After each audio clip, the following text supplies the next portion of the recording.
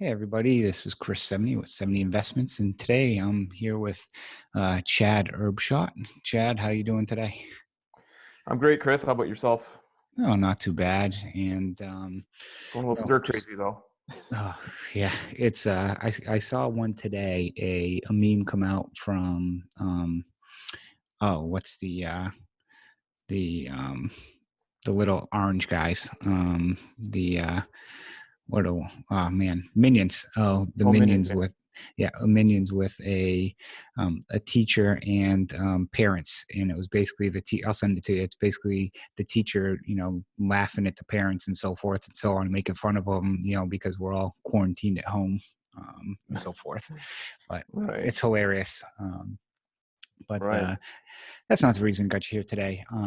Last night, the Senate passed their portion of the CARES Act, which has implications in the real estate industry for landlords and lenders. So I just figured hop on with you because we've been talking about this for a while now and kind of share some of thoughts, concerns, and again, this is not, I want to state, it's the 26th right now. This is not law right now. It just passed one side of the House, or the Senate. It still needs to go through the House, but, kind of you're getting to see what the writing on the wall is going to look like. So, with that, Chad, if you first want to just do a quick introduction about yourself too, be happy. Go ahead.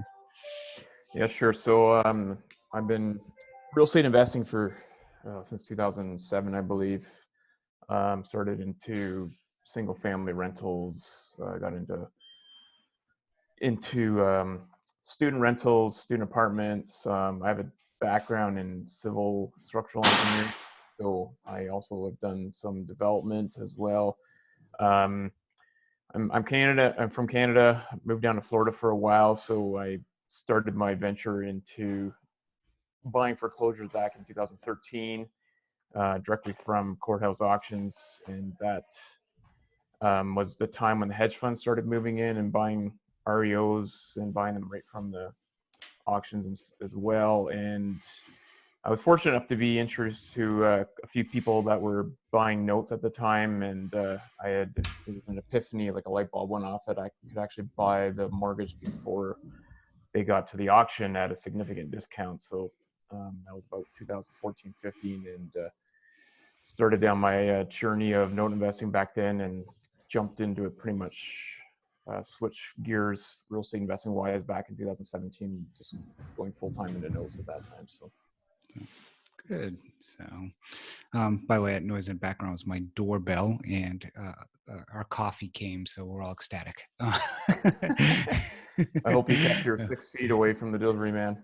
Yeah, so you left it 6 feet from the door. I'm not sure why, but so you've been around for a while, and you and I share, again, have very similar backgrounds on things, and kind of been in real estate, kind of been following the same path and so forth, so on. And I know you've been watching some of this stuff that's been coming out and what it's looking like and so forth, and it looks like right now with what the Senate is looking to pass, it's got forbearance plans written in there and also foreclosure guidelines. But one of the things that was interesting is it's really for federally backed mortgages, and I know you got some information on that that you can share with people. Yeah, it took me a while to find this because I haven't seen it in over a year, but it's on the federalreserve.gov website. If you go to data and then click on mortgages outstanding, it shows you the chart dating back to 2015 on the composition of every single mortgage across the US and who all the holders are. So at the end of 2019, it's about $15.8 million, I believe, in total outstanding mortgages across the U.S. Trillion. Trillion, yes, sorry, Yeah. nothing. Yeah, big difference. Yeah. And it's pretty interesting, this chart. You can see who all the holders are by type. 1 to 4 family residences, multifamily residences are included in there. Non-farm, non-residential. Not sure exactly Mhm. what that would be, and then farms as well. And it also gives you the breakdown on all the holders of these loans. So the interesting part that we're going to be discussing today is the federally backed loans, or the ones that are actually held by the two main governments, Fannie Mae and Freddie Mac. Now, those are also Ginnie Mae in there, and there's a Resolution Trust Corp. Oh no, they don't hold any. No. No, not Okay. RTC. They bailed out Yeah. eons And you ago. also But got HUD, VA, and some of these other and loans that, FDIC, yeah. So FHA so and out of CFP. all the federally owned loans, there's 5.6 roughly. So that's about 35% of all outstanding Mhm. mortgages across the U.S. So it's a big amount, and but at the end of the day, there's still a lot that's not. And um, so they've come out with guidelines for those federally backed ones, but there wasn't anything that came out for non-federally backed loans like the ones that you and I own. So I think it's going to be very interesting, don't you think, with borrowers, hearing things or even getting attorneys involved, I'll say sending you letters basically saying that we're not in compliance and so forth. Do you think something like that's going to happen? Well, as most people might be aware, generally these are state by state specific when it comes to rules and regulations on how loans are enforced. So I can definitely see states, and maybe even down at the county level, the court levels, start instituting their own rules. And given that Fannie and Freddie Mac guidelines are generally followed, well, especially with respect to foreclosure processes and what have you. And the CFPB guidelines, the Consumer Financial Protection Bureau, are also based on the Fannie Mae guidelines. I can definitely see a lot of what's coming out is going to cascade down to us, or is probably going to try to get pushed down to us. Whether it's done at a federal level is going to be interesting to see. I can't see it happening, but I can see it starting at, like I said, like the more regional levels, the state levels, and then it might cascade Mhm. and become a national thing. So Yeah, I kind of agree with you in the sense. I mean, there's language in there about, I think, no foreclosures for 60 days, which starting from basically essentially now, which puts us to May. And the reality of it is many, you know, courthouses and stuff and, so forth. Nothing's open. So, and we're not sure anything's going to be really open until that time. So, um, it's going to be interesting to see, how that plays into it. But I kind of agree with you. I think the state and county levels are going to be the ones that are going to put more of an impact on the private investors, and probably more from a standpoint of, even if you are possibly able to foreclose, they can restrict certain things, but what they could do is tag on the eviction component, because there's two components to a foreclosure. There's foreclosing and then getting the person out. So first it's getting the property into your name or selling it, and then it's getting the person out. So they could get crafty or creative, and possibly after 60 days allow for foreclosures, but still put something in there about evictions or getting people out. yeah, that could very well be, because the big push right now, obviously, is trying to keep people in their homes and isolated from everybody else, which Yeah. obviously makes sense. Mm-hmm. The more people that stay at home, the less the spread, and it flattens the curve and Mm-hmm. hopefully dries up the cases over time. But if there is a resurgence of this might get prolonged for, well, we haven't hit the peak yet. So Yeah. once we do hit the peak, which might be a month or two from now, and then it starts dying down, they might be fearful of a resurgence again. So this may get dragged out till the end of the year or longer. It's anybody's guess at this point in time. Yeah, I kind of agree with you. I mean, New York right now is, basically exploding. They said New Orleans, Florida, and California are probably going to be the next hot spots as well. And now I don't think we'll probably hit the peak till, I think again, I'm not a medical professional or anything, but I'm a numbers guy. I think we still got another month or so before we hit the peak. So I think we're still going to be sitting tight and so forth. But one thing also I wanted to talk about too was, you got a letter yesterday or something from your servicer yesterday because there's been a lot of influx on, you know, these moratoriums, what you can and can't do, and so forth. I know Indiana is basically, you can't do anything. I mean, No. but you got an interesting letter yesterday from one of your servicers. Why don't you share kind of what that said? Yeah, actually, I may open it up here, see if I can find it. I might be able to glean over it a little better. What you're thinking? I think more emails go out now that everybody's working from home than I get more emails now than I ever used to.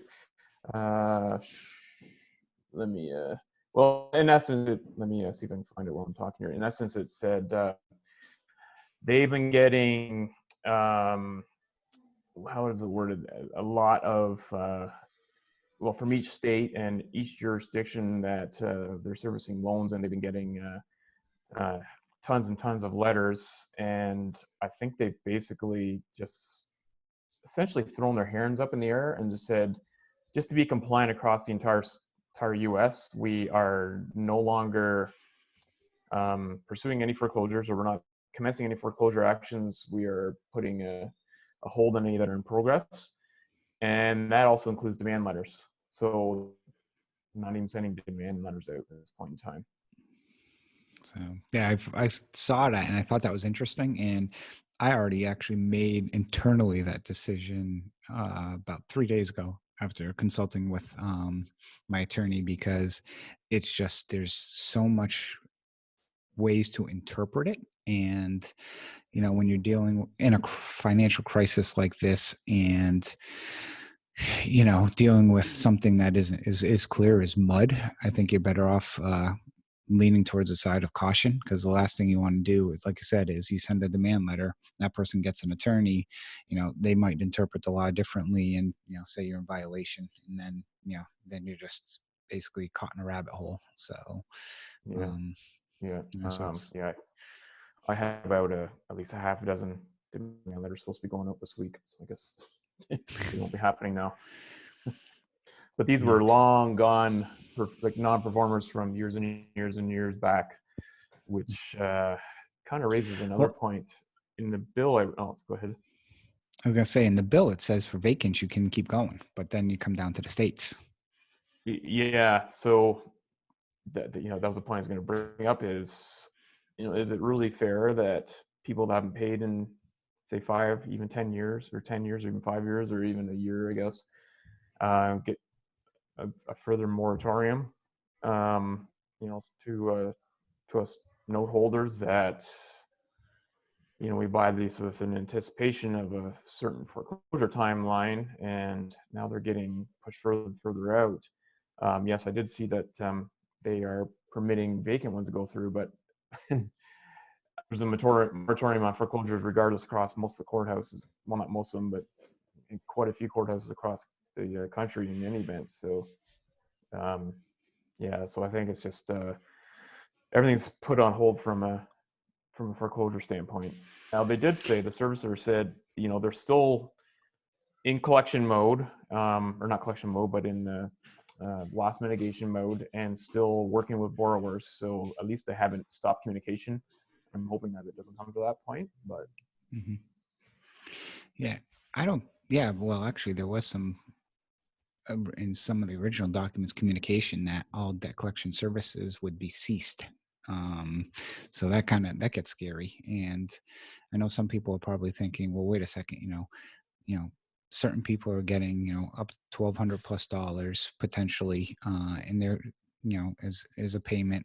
Also, there's an immediate run on unemployment, so people are really certain people who those who are self-employed kind of get hosed, but those who others might actually have less of an impact. Why should people be given moratoriums? But I look at it from the grand scheme of things. You got to try and help as many people out as possible. And this is really, in the grand scheme of things, when you look at a note that's over 20, 30 years, it's kind of 3, 4 months. That's a blip on the map in reality, to me, in some sense. I'm not sure if you share the same opinion of that, but it's kind of yes, okay, you can't, you may have to, wait it out or so forth. And okay, you got what, 30, 60, $90 a month on servicing fees for that one loan. It's, for me, part of it is just the cost of doing business. Yeah, well, it's funny you mention that because I was thinking about that as well. Is if everything's getting put on hold and servicers functionality is going to be basically uh, very limited to what they normally do. Are they going to allow us investors to not pay our servicers? No. um, and another thing is what about no insurance? I don't think you can cancel insurance, but what about property taxes? Are you going to put a moratorium on property taxes as well, for the landlords out there and us note holders that are paying the taxes on behalf of non-performing borrowers? Well, that's the problem is, one is no, they're not. But two, when you read some of this stuff, you can't charge. So here's a question, that is interesting is, you're not allowed, in federally, certain loans, you're not allowed to charge late fees, but again, I think we still could. I mean, personally, I probably would waive them. But my question is, if I waive them, is my servicer going to say, hey, you waived this. So basically I'm charging the borrower, but it's coming from you, and all of a sudden our service is going to start charging their lenders for things that are, they're waiving that are fees that they should be collecting. I would have a very frank discussion with my servicers if any of them tried that. But I mean, you see where I'm coming from. I mean, it's like, Yeah, because a lot of times they keep those late fees, and right. And that's you know, part of you, the revenue stream. Yeah, yeah. yeah. So Um, I mean, there's a lot of things. Part of me thinks that they ran this bill through without thinking about certain components to it. And I think, for example, I'll take a federally backed loan. Again, you mentioned someone hasn't paid in 3 years, they can get a forbearance plan now because of this. Well, you know, what's the benefit of that? I mean, they haven't paid in 3 years, and now they're going to have, I mean, they've probably been on 3 forbearance plans that they failed already.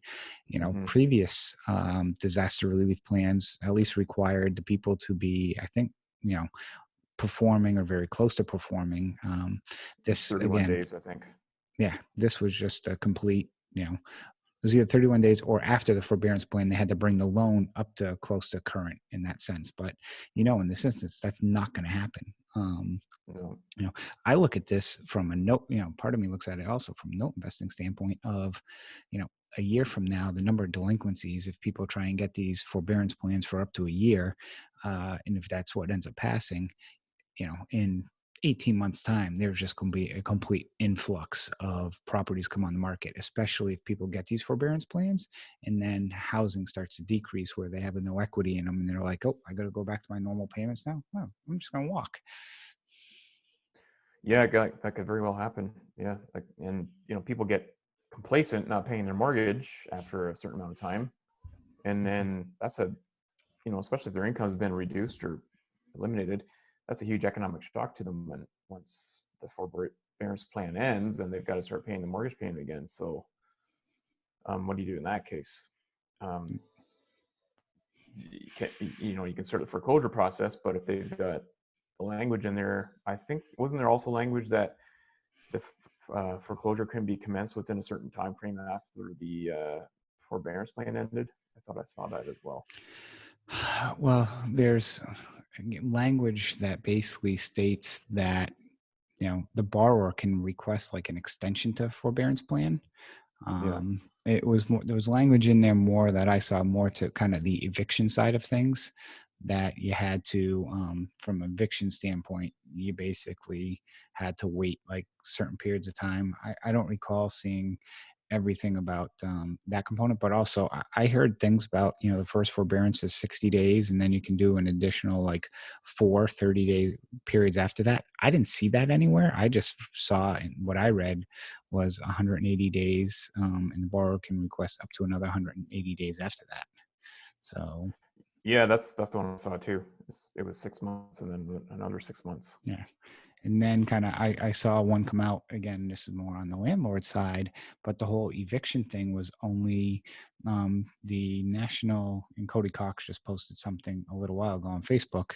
That was from the. Let me see if I can find it here.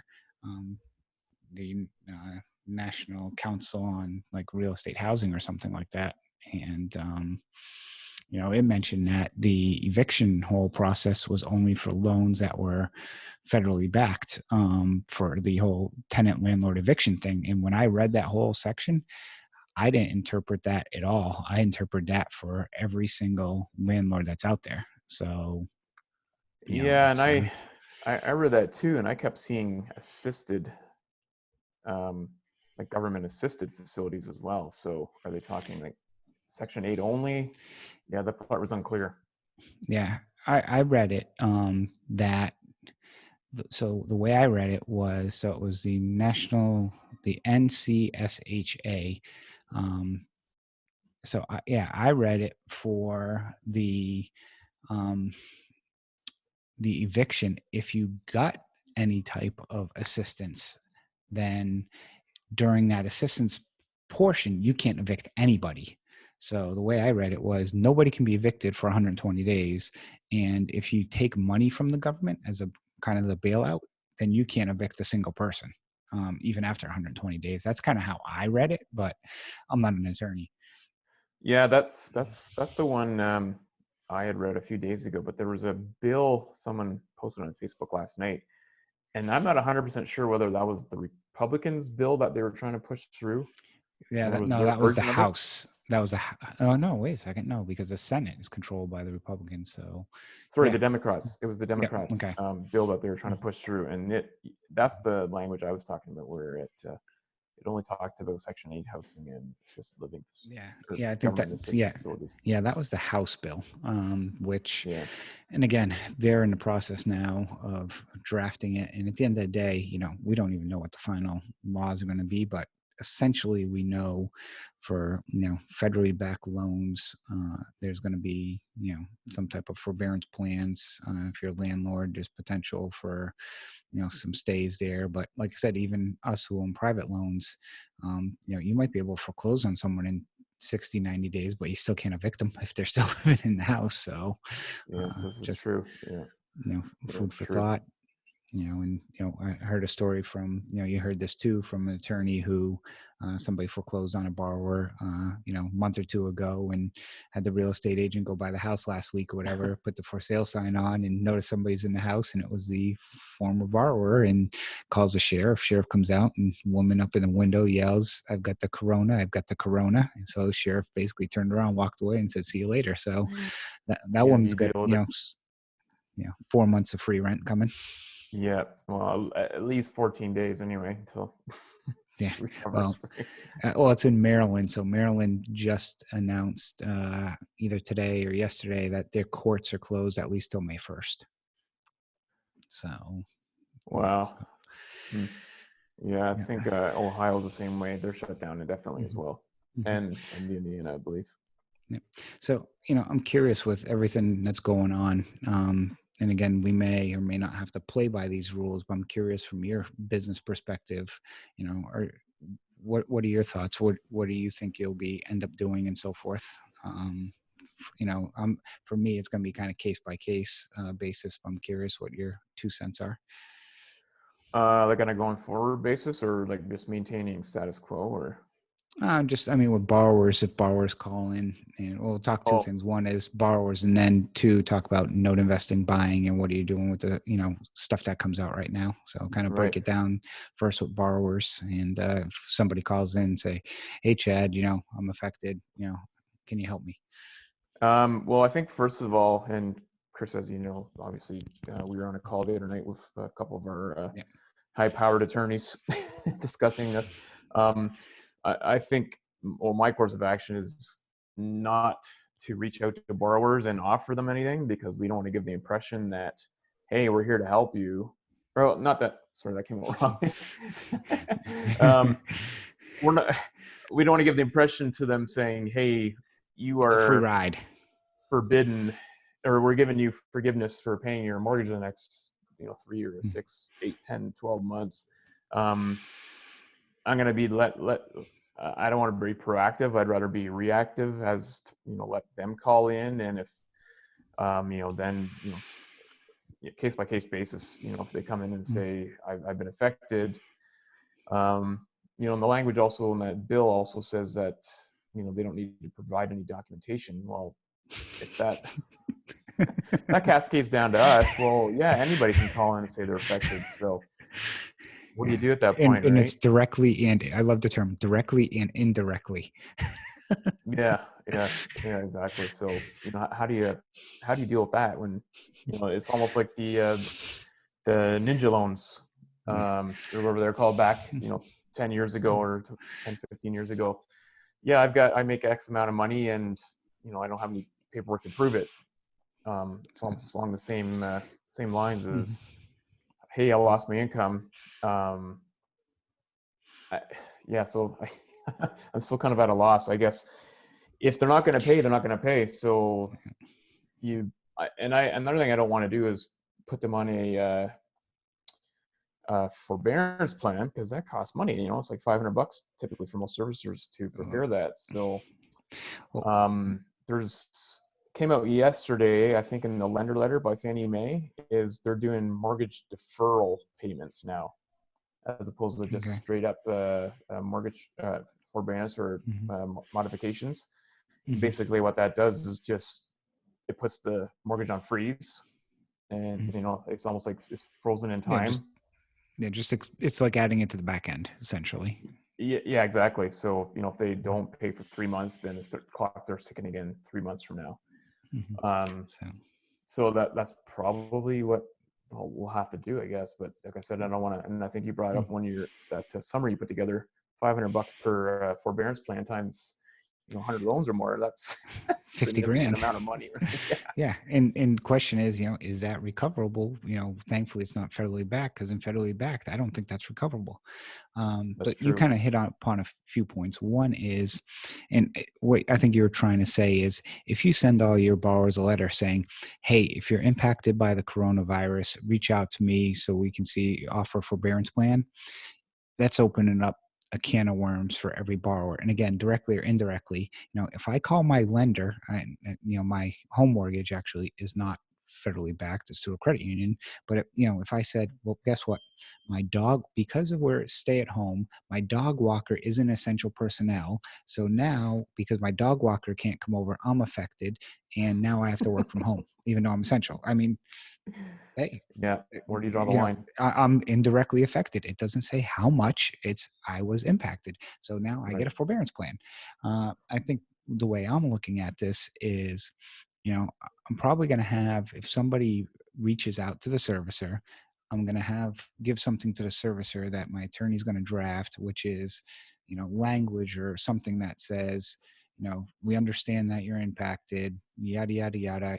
While it's not a federally backed loan, we may, consider offering some type of assistance depending on, each circumstance. If someone hasn't paid in 3 years, they're probably not going to pay, not going to help them. If I've a borrower who's been paying for 4 years, then it's like, okay, how do you help them? And part of my thought process is, like you mentioned, what Fannie or Freddie or whoever's doing, if it's a 1 month thing, I'm not writing a forbearance plan. You know what? We'll tack it on the end.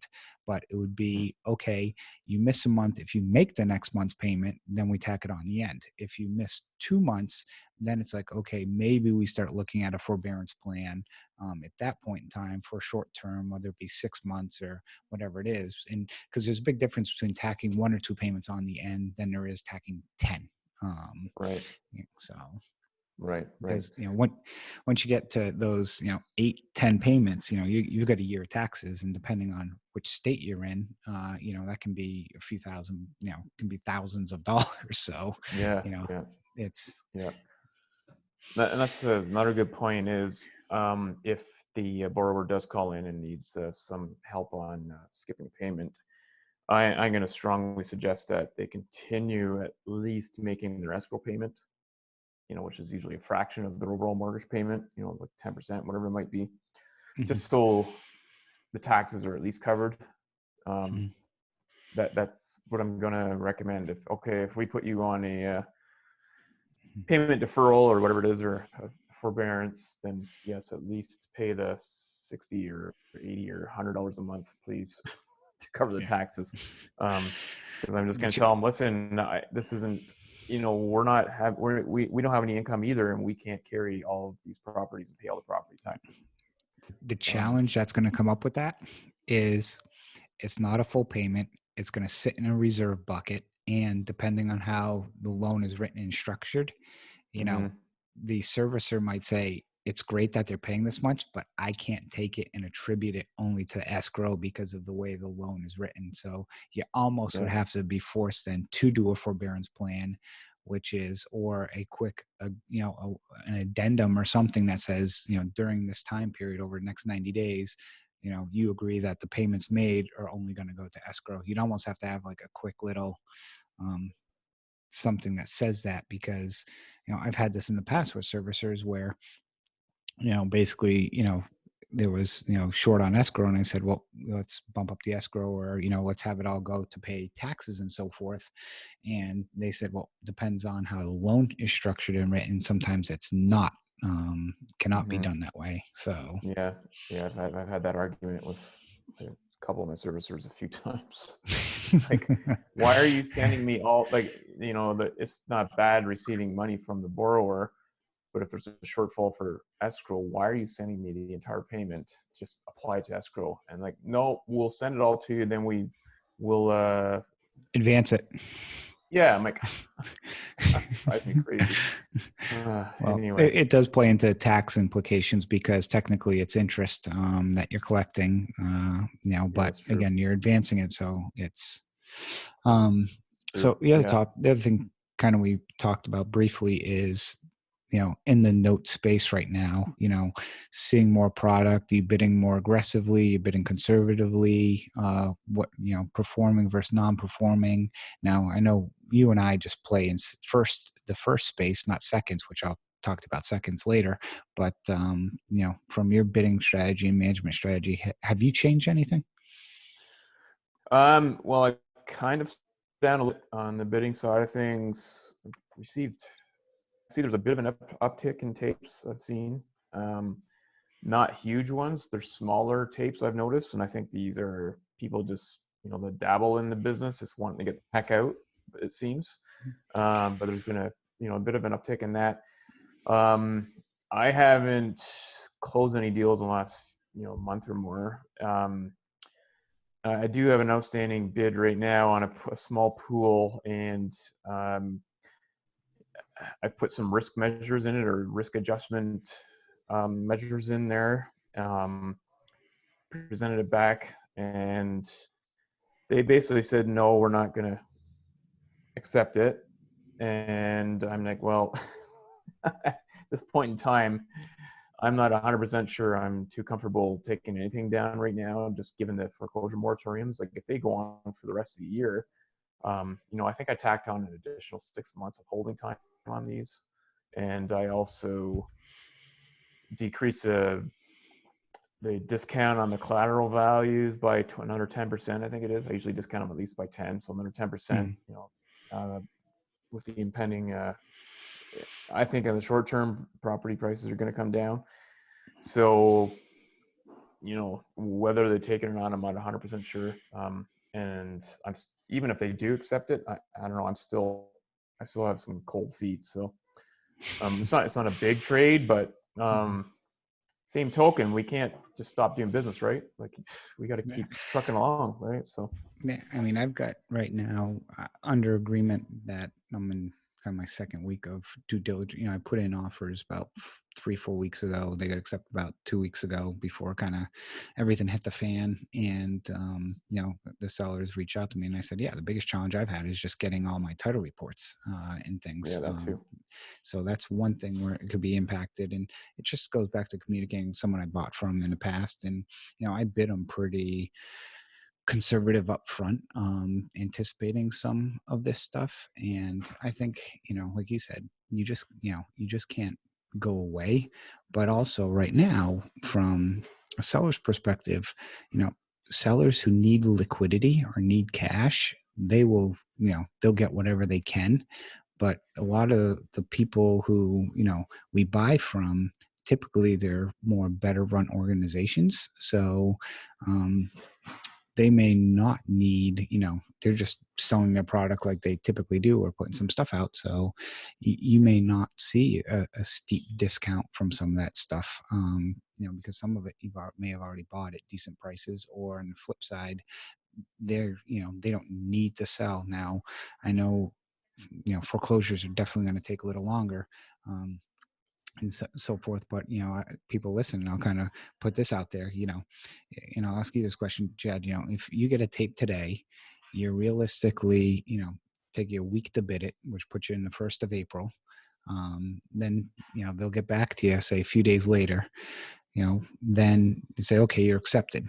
You're going to take 2 to 3 weeks to do due diligence, which puts you in mid-April, and so forth. And then if you close that deal, okay, you close it around the 3rd week of the month. Okay, you close the 3rd week of April, then basically you wire that money, call it the 4th week. Then, okay, wires. Then it's going to take a month to get everything boarded, which puts you at Memorial Day. And then by the time, everything goes out, hello letters and stuff, it's Memorial Day. And then you got 30 days from that time anyways before you could, you got to, wait to send the demand letters, because if they contest the original hello letter on the debt, then you can't do anything anyway. So it's just usually prudent to wait. So the earliest, basically the hello letter expires then from Labor Day, end of June. So you could basically start sending demand letters out beginning of July.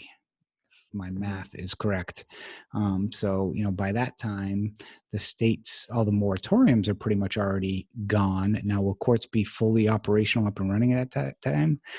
Maybe they, operational, but probably behind. So I don't know. I'm not 100% confident you're going to see a huge delay. My philosophy right now is bid everything as if it's Ohio.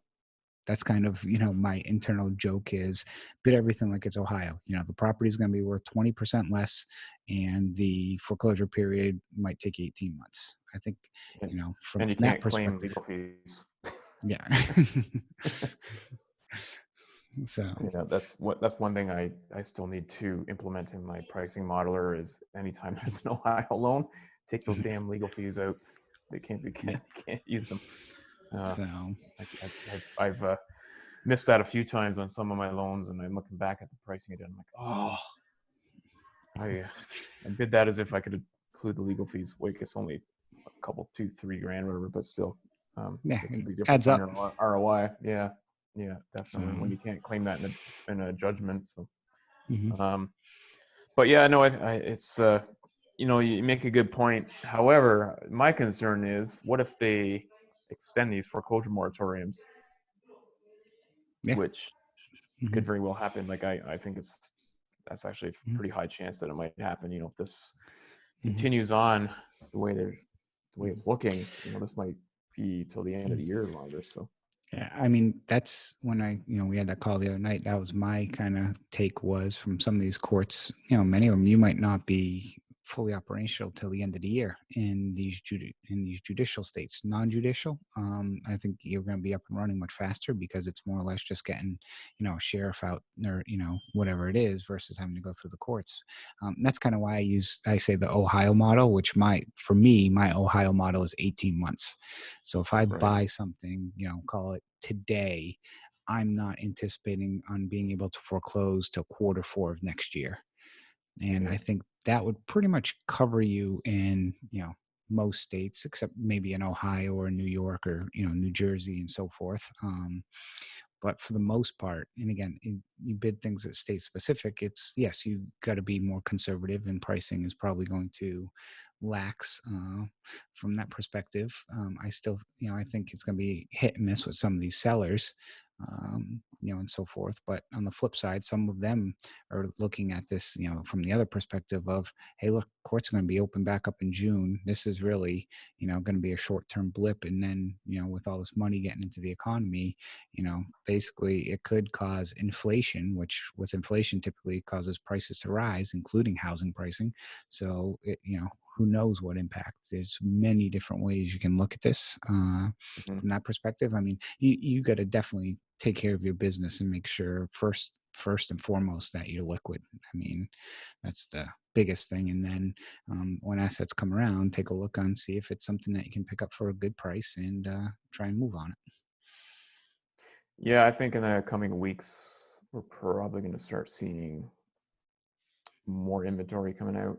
I think sellers are somewhat hesitant to try to sell right now for the fear of taking a hit on what they might be able to get for them.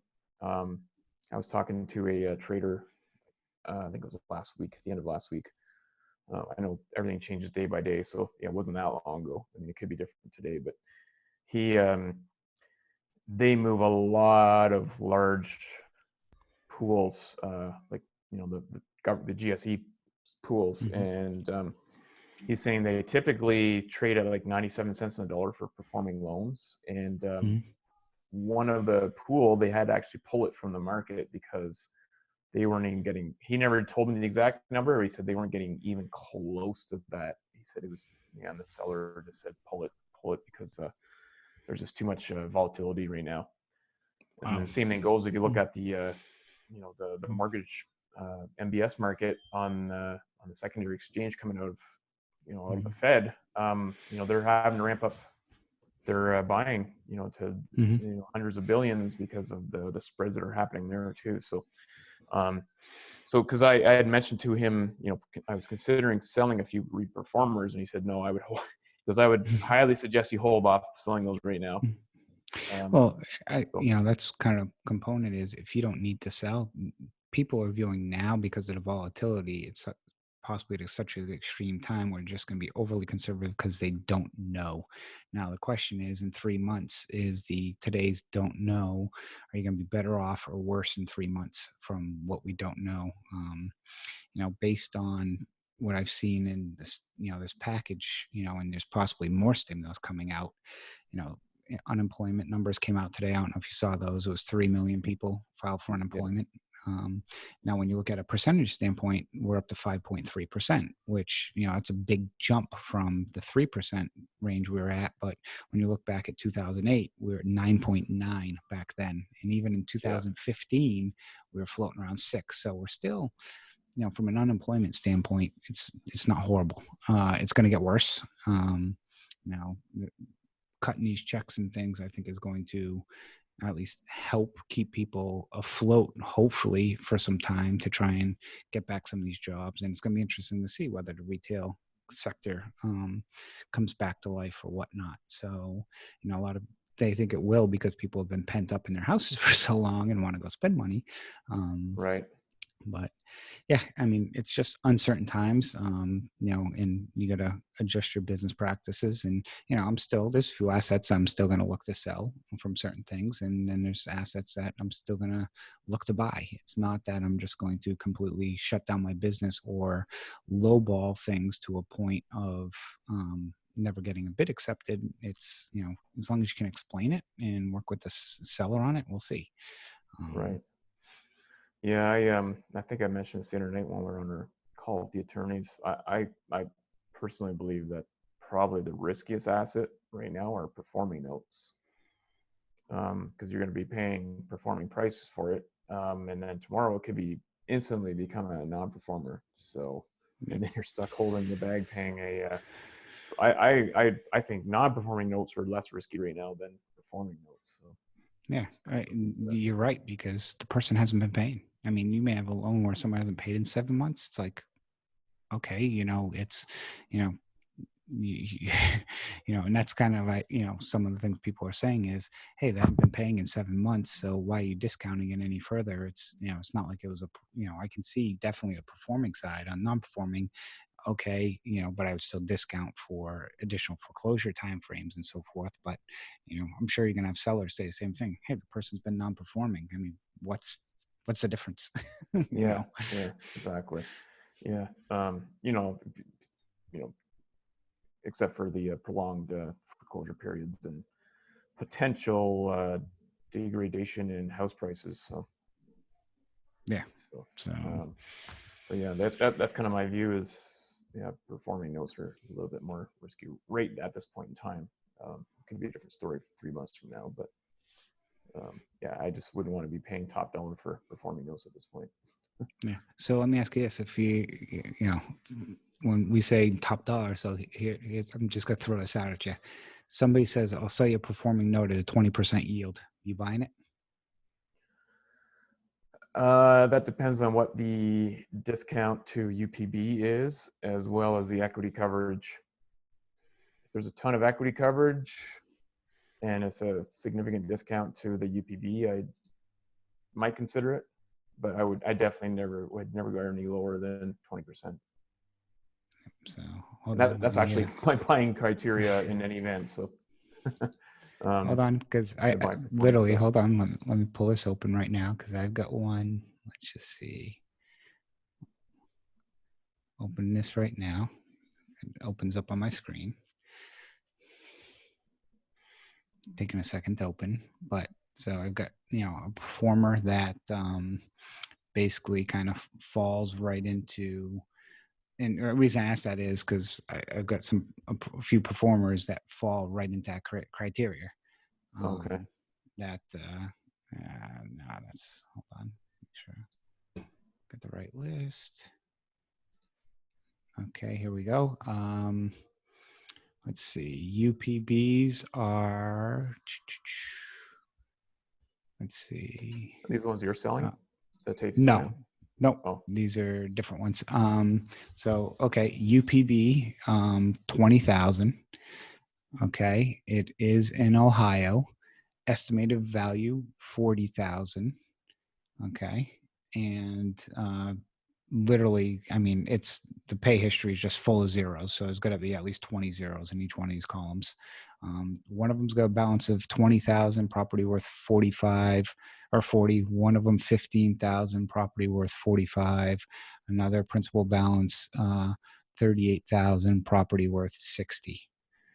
Um, from those three perspectives, and basically the $20,000 one is it's a $12,000 acquisition, 15,000 14,000 UPB is 10, and 37 and the acquisition is 20. So some of them are good, basically right around a 20 to 30% discount, and I think the yield numbers come out to a little over 20. So that's the stuff that, for example, that's that trade I'm working on right now that I'm trying to close. There's one in there that I look at now, probably going to have to discount or cut back, but that's kind of, so, hmm. um, Yeah, I'd probably do that. And they're all performing? yeah. Oh, So, okay. well, in these, I mean, there's 14 assets overall. That there's a bunch of non-performers in there as well. So, Mm. Are but these CFDs or regular mortgages? nope, they're notes. Oh, So, but they're Ohio, two in Michigan and one in Mississippi. So um, let's see, when are they? Notes originated back in 2007, 8, 9.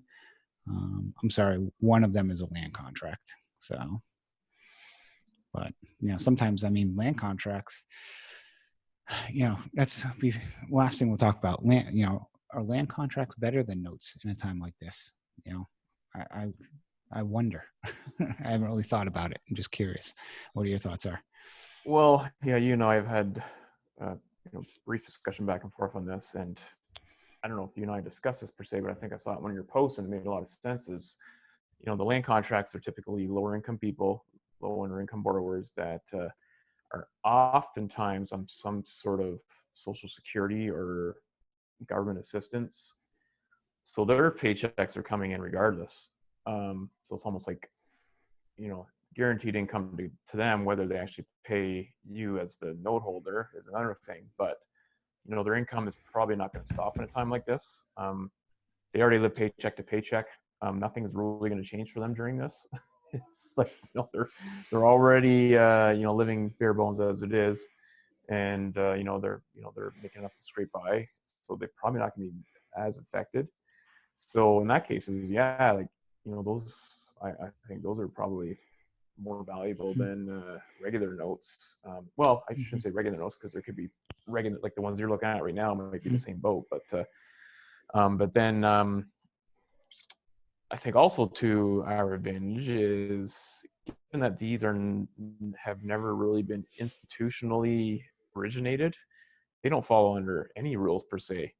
Um, so there's no Fannie Mae, Freddie Mac guidelines on them. Why should we, as the note holder, abide Mhm. by those? However, on the flip side, as we all know, or I shouldn't say we all know, but a lot of people probably know, that have purchased contract for deeds or land contracts over the last few years, that these are very heavily regulated, I guess, Scrutinize. by scrutinized, yeah, not regulated, scrutinized by the state levels and even the county levels. So they might crack down even harder on us that own these. So there's pros. Well, there's Mhm. always pros and minuses, or pros and cons Mhm. to every investment. But I think in times like these, it probably might shine a little more. So Yeah. I It's don't know what your interesting thoughts because, are, but yeah, I mean, again, I've got a decent portfolio of land contracts that I own, and I've been working towards converting a lot of them in some of these states that have been scrutinizing them more. And I think, like I said, I think you might get better pays from some of them. Now, the flip side is, and we mentioned this the other day when we talked too, is if you've got, borrowers do call in and need some type of assistance or forbearance plan, and there is some title work that needs to potentially be done, whether you're missing an assignment of hmm, land contract or, something along those lines that needs to be completed or performed, now would be the time to take advantage of that. Where, okay, you're missing, an assignment from a company that's no longer in business, deeds in your name, it's kind of, you're collecting the payments, but technically the chain isn't correct. What do you do? Well, you can cancel that land contract, issue a brand new one under your name, and voila. Especially for ones that are not recorded. For the hmm, ones recorded, that's, sometimes can be a little trickier, but 90% of them I would say are probably not recorded. So definitely right, times you can get that cleaned up. right. Yeah, and yeah, especially when, if they're not recorded, you don't need to go to the title offices within the counties to get anything done, because most of them are closed now. So Yeah. So, okay. Well, Chad, actually, I got to get running. But it was good chatting with you today. I'm sure we're going to continue to further have discussions regarding this issue, as, this is really just a first layer of the onion. We're starting to peel on this before we really see what comes out of it. So, yeah, any final thoughts on anything? yeah, I think it's a day by day. Every especially when this bill finally does come out, it's going to be interesting to see the implications across the board, and how, I think, now most servicers are all part of an organization. And I think some of the larger servicers are going to get the information. I'm kind of concerned about the smaller servicers kind of doing their Hmm. own thing. So to really pay attention, you as a note investor, to all the policies coming out and regulations, and making sure that I think, especially the smaller servicers, are abiding by them. So Yeah. otherwise, it could be could get in a lot of trouble if they're not Yeah. following the same. No, I agree. This is a time where, for people who may send out their own demand letters or use their servicers to send demand letters, this is a time where I would strongly recommend you pause that and go to an attorney, because that's not a divorce attorney, or, somebody, any attorney, one that's focused in understanding real estate law, because the last thing you want to do is, you know, send something that, you shouldn't have sent, and then you get caught in, the storm potential storm that can be facing you. So definitely pay attention. Definitely keep your ear to the ground and have two things. One is err on the side of caution. And remember, there are a lot of hard people going through some hard times right now, and possibly including yourself. So reach out to Yeah. others, try and get assistance on things. If you're not sure, ask questions. That's why we have a Facebook group. And, uh, you know, just stay safe. Yeah, likewise, everybody stay safe. That's the main priority, and everybody stay home as much as you can. Yep. So, well, thanks, Chad, joining us. And I'm sure, like I said, we'll be keeping in touch. Thanks, Chris. Yep. Have a good one, everybody.